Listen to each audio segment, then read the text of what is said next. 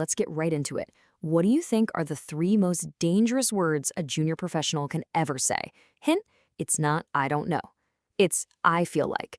I feel like this process is broken. Or I feel like our customers are gonna love this new feature. These feelings, these gut intuitions, they can literally be career killers. So today, we are going to break that habit for good. And this? This right here perfectly captures the executive mindset. In the world of business, if you don't have the data to back you up, you're just another person with an opinion. And let's be honest, opinions are cheap. Now look, your experience and your intuition are valuable, for sure, but only when they guide you to find the data that proves you're right. Without that proof, your feelings are, well, worthless. So here's the crucial shift we need to make. Over on the left, you've got the old way of doing things. You act on a hunch, you cross your fingers, and you just wait to see if it actually worked. It's totally reactive and it's super risky. But on the right, you've got the data-driven approach. You measure, you analyze, and you can actually predict the outcome with confidence before you ever make a move.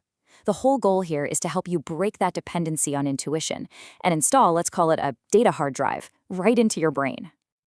This right here, this is the core mantra of the Lean Six Sigma world. And honestly, it should be your mantra too. Adopting this isn't just about changing your workflow or, learning some new software. No, this is about transforming your professional dignity. It's about earning real credibility and becoming that person in the room who doesn't just have ideas, but has the proof to back them up. Okay, let's jump into our first major mindset shift, and you'll see how this all starts to build. We have got to evolve from reacting to single stories or anecdotes and start looking at the complete picture through real analysis. So picture this. You get one really, really angry email from a customer. What does the novice professional do? They panic. They might see this one email as a full-blown crisis that needs an immediate company-wide change. This is a classic case of what we call survivor bias, where you're totally focused on the one person who survived to complain while you're completely ignoring the silent majority who might be perfectly happy. The expert, though, they take a step back. They ask the important question, is this one person representative of everyone, or are they just an outlier, an isolated point on the graph? And this is exactly why. Making a huge, sweeping decision based on a tiny, non-representative sample it's business malpractice, right? You wouldn't try to steer a massive cruise ship based on the opinion of one passenger looking out of one little window. You need the full radar view. Collecting proper, statistically relevant data isn't just a good idea, it is the only way to avoid making disastrously wrong turns. So that leads us directly to our second shift. Once you have the data, you've got to learn how to speak its language. This is all about communicating with authority and precision, not just vague observations. I mean, just look at the difference here. Quality seems to have dropped. It's so weak, it's subjective, it's just an opinion. But saying the defect rate rose from 2% to 5%, now that's a fact. It's powerful, it's undeniable. And then when you add that magic phrase, statistically significant, you're signaling to everyone that you've actually done the work to prove this isn't just some random fluctuation. So how do you prove something is statistically significant? Well, that's where the p-value comes in. You can almost think of it as a fluke meter. A low p-value, usually anything less than 0.05, simply means there's a really, really low probability that the change you're seeing is just a random fluke. It's your statistical proof that the change is real. And this right here, this is what professional proof looks like. A simple chart, clear labels, and that all-important p-value. You can walk into any boardroom with a slide just like this, and even if your bosses don't know what a 2-sample t-test is, they will absolutely understand the conclusion.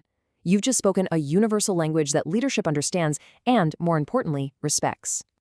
Okay, so we can analyze the data, and we can speak its language. But what happens if everyone in the company is measuring things differently? Our third mindset shift is all about creating objective standards, a universal ruler, so everyone is on the exact same page. There's this great story about a car rental agent. When a customer would ask what actually counted as damage, the agent had a simple answer: $1.25. What did that mean? Well, if a scratch was longer than a dollar bill, it was damage. If a dent was bigger than a quarter, it was damage. It's so simple, it's visual, and it's completely objective. It's a universal ruler that both the agent and the customer could agree on. No arguments, no, I feel like this is a dent. In the business world, creating that buck-and-a-quarter standard is done through something we call a measurement system analysis, or an MSA. It's basically a formal way to make sure that when one person says something is good and another person says it's good, they mean the exact same thing. An MSA validates your ruler, making sure the data you're collecting is trustworthy and not just noise created by people measuring things differently. And a good MSA looks at these key things. Accuracy. Is your measurement even correct to begin with? Repeatability asks, can the same person get the same measurement twice in a row? Then, reproducibility asks, can different people get that same measurement? And of course, you test for stability over time. Getting this stuff right is absolutely fundamental, because if you can't trust your measurements, you can't trust any of your conclusions, period. So, let's wrap this all up by making that shift from anecdote to analysis, by learning the language of data, and by creating a universal ruler for everyone to use. You have fundamentally changed your professional standing. This is it. This is the key takeaway. It's the entire journey summed up in one sentence. You are no longer just the person with an idea. You're the person who can prove that idea is correct. You've moved from I feel to I know. And that is the foundation of real credibility and real influence in any organization. So you've done the hard work. You've built a foundation. You now have this powerful data-driven mindset. The next logical question is, what do you do with it? Where do you point this weapon? Well, next time we're going to answer that by building the Project Charter, the tool you use to aim all this new power at $1 million target. You're not going to want to miss it.